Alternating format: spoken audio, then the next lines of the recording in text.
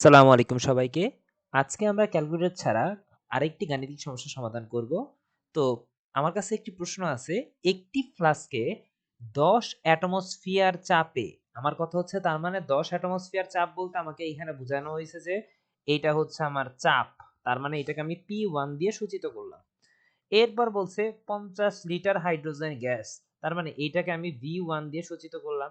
দ্বারা ভর্তি করা আছে।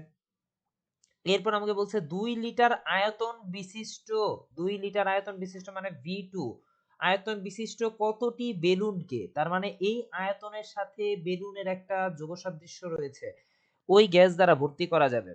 তার মানে কতটি বেলুন মানে n সংখ্যক বেলুন ভর্তি করা যাবে। প্রত্যেকটা বেলুনের ভেতরে হাইড্রোজেন গ্যাসের চাপ 2 অ্যাটমসফিয়ার হবে। তার মানে আমাকে এখানে P2 এর ভ্যালু জানতে চাইছে। মানে P2 এর ভ্যালুও দেওয়া আছে 2 অ্যাটমসফিয়ার।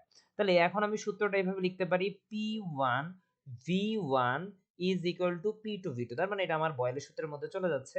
তাহলে এখন আমার কথা হইছে যে বলছে যে 2 লিটার আয়তন বিশিষ্ট কতটি বেলুনকে, তার মানে আমাকে এখানে V2 এর ভ্যালু হচ্ছে আমার 2 লিটার আয়তন বিশিষ্ট কতটি বেলুন মানে n সংখ্যক বেলুন। তাহলে V2 এর ভ্যালু হবে 2 ইনটু n সংখ্যক বেলুন।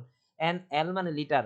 আচ্ছা, এখন আমি P1 এর ভ্যালু হচ্ছে 10 অ্যাটমসফিয়ার, V1 এর ভ্যালু হচ্ছে 15 লিটার, P2 এর ভ্যালু হচ্ছে আমার 2 অ্যাটমসফিয়ার, V2 এর ভ্যালু হচ্ছে 2 ইনটু n। তাহলে এখন আমার কথা হচ্ছে যে বলছে যে কতটি বেলুন ভর্তি করা যাবে, মানে n টাকে আমি এই সাইডে নিয়ে নিলাম, তাহলে হচ্ছে আমার হিসাবে সুবিধার্থে 10 ইনটু 15 আর 50 আর এখানে 2 ইনটু 2। তাহলে আমি যদি হিসাব করি তাহলে 2 10 কে কয়বার কাটা যায়? 2 দিয়ে 5 থাকে। 2 আবার 50 এ যদি কাটি তাহলে এখানে থাকে 25। তাহলে 5 25 এ 125। তার মানে আমাকে 125 টি বেলুন উক্ত হাইড্রোজেন গ্যাস দ্বারা ভর্তি করা যাবে। সবাইকে ধন্যবাদ।